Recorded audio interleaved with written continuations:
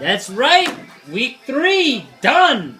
Man, a lot of guys are going to be talking about they want to be number one. There's 2 undefeated teams in the league still, so it's pretty good. Isn't that how it is in the league? Is the real league as well? Arizona's at 3-0, and who's the other team that's at 3-0? Oh my gosh, Arizona. Yeah, that's just who would have thought that would be Houston? The Texans are the other team. Craziest of the crazy. So yeah, guys. Well, welcome to the Week 3 recap. Going to be a little bit of trash talking going on, a little bit of congratulating going on. So let's just dig into it. Dig into these matchups. Mm-hmm. We had the Cream Team 702 and the Boondocks. Kyle got his win, brought him to 2-1, 145 to 105. Let's dig into that. Who are the performers there for Kyle's team? So we got Michael Vick against Andy Dalton. Andy Dalton 49.17 against us though. Oh. Against us, that was brutal. That was hard to watch. I mean, it was awesome with that comeback, but oh man, they just tore it up. God. McFadden as the only offense generator on the team other than Janikowski's leg. That was a trade that he picked up from me with Janikowski, or I'm sorry, not Janikowski, but McFadden. For McFadden, did you get something good for him? You gave it 26.5. I got something good. I got Eli, and a few other guys. So it worked out. So overall, I would say that the Cream Team didn't do. Kyle he has a solid team. The Cream Team he needs some running backs. Come on, yeah. Bobby. Let's work out some deals to get you a running back.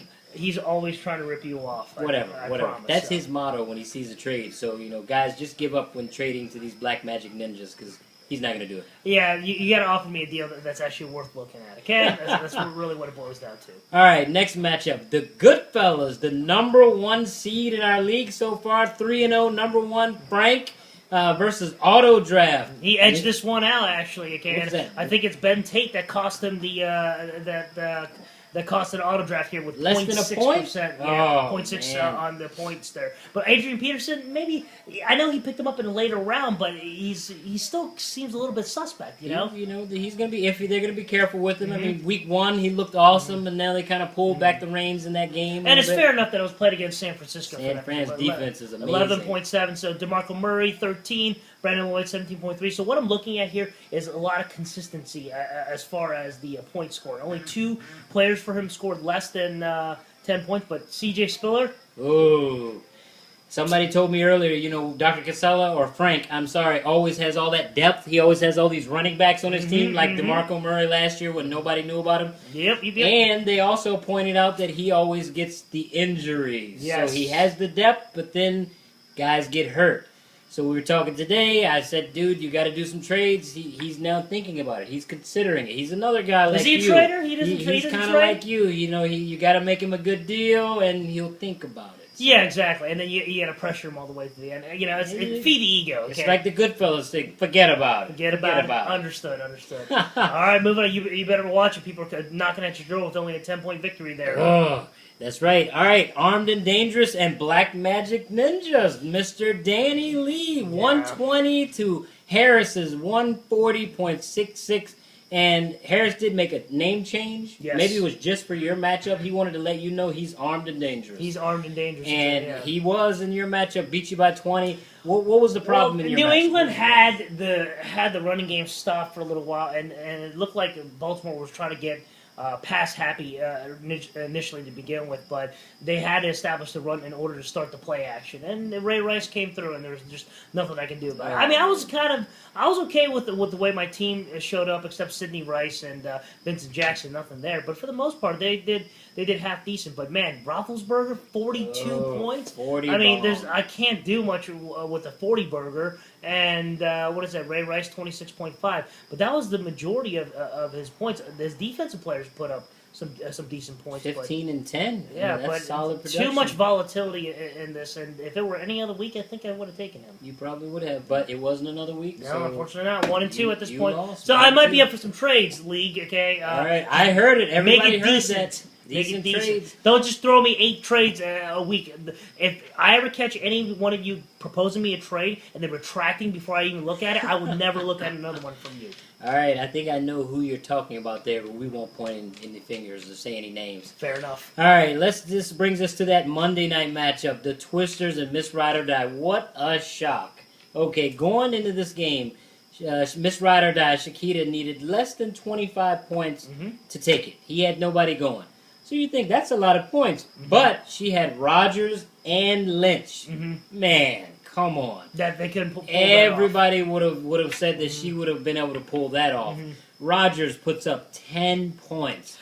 Lynch, 10 points. I mean, look, here's the thing. Lynch putting up 10 points, that is to be expected, okay? But but freaking Rogers, I mean, granted, it's Seattle's D, it's in Seattle, right? And that's a tough gig, right? But one touchdown, and that's just that's insane. They stunk up the joint. But that game also ended in controversy. Extreme Twitter controversy. Exploded after that game, and hopefully we get some resolution before Thursday Night Football. You know, they're working on an agreement right now to get the refs in there. So, you know, as a fantasy fan, I'd rather see the game officiated correctly and get the right refs in there to make the right calls. Because you don't want to be that person that not only did it cost somebody a game in the real world by bad officiating, but in the fantasy world, to us, that's way worse. Yeah, terrible. You don't want to lose that off bad officiating. I'd be definitely not. You'd be sending some death threats even to that. It's like, you screwed my fantasy football team. That's right. So, anyways, good job, Alan. I know you were sweating it out on Monday, but good job on your squad there. Get that one out. Yeah, good one. All right. Where does that bring us to? You Suck No Romo versus I Just Crushed You. This one, I have something personal to say. that's Tony. Feel free to chime on in. So I traded Tony, Kyle Rudolph, my tight end, because I had some depth there, for Santonio Holmes. Okay. I started Santonio, gave me 20 points. Pretty good trade. Yeah, I would agree. It was a good trade on both parts because Kyle Rudolph got like 18 points. For some reason, he had Kyle Rudolph on the bench. Yeah, I was looking. You mentioned you Kyle don't Rudolph. See him, right? No, I'm looking at. He went with Mercedes Lewis. Oh, really? Gosh, that gets the Come On Man award right there. Whoa. Mercedes Lewis. I don't care what the matchup is. If they're playing San Fran, you put Kyle Rudolph in over Mercedes Lewis or anybody that's catching balls from Gabbert. Gosh, that was a brain fart and a half. Brain fart and a half, and that would cost you. That cost you the game. It did. 153 to 142. If he had Rudolph in his lineup, he wins the game. Anyway, 17 points. That's the we would say that's the bad trade of the week. It's a good trade for both parties. It's a bad trade if you don't use the player. So Tony, you suck.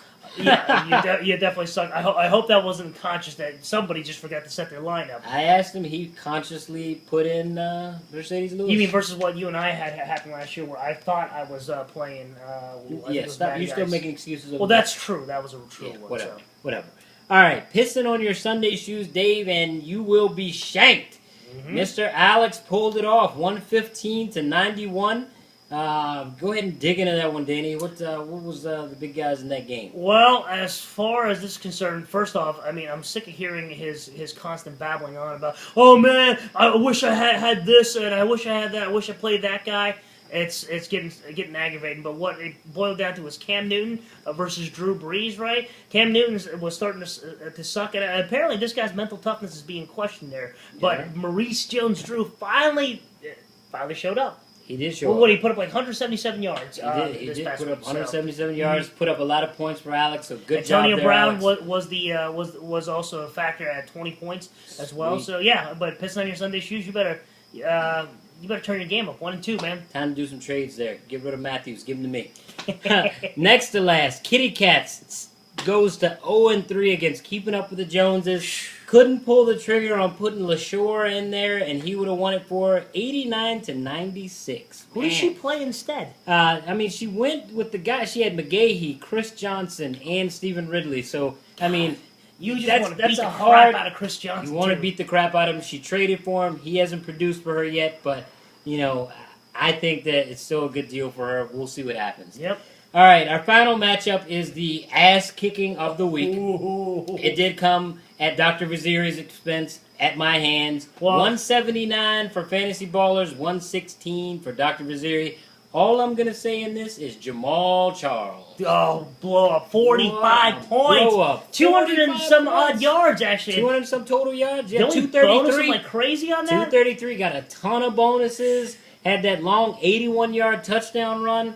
I mean, it really made me feel good. It was validation for my second draft pick. Right. You know, I know it's early. I hope he can pick it up and stay consistent. I mean, I don't expect 45 points every week unless I'm NFL fantasy projections who have been projected to get 40 points again. All right, bring it on. You know, we'll see what happens. But yeah, I'm the second team 3-0. So Frank and I, we're trying to keep it up. We're trying to go undefeated. Right. You think we could do it all year? Is that possible? Absolutely not, because you guys do have to play each other at some We point. do. So one of us is going to go down. Well, here's the other thing. Just finally, these, I knew she lost. I saw San Diego just stunk it up, and I was like, that's her team. It's done.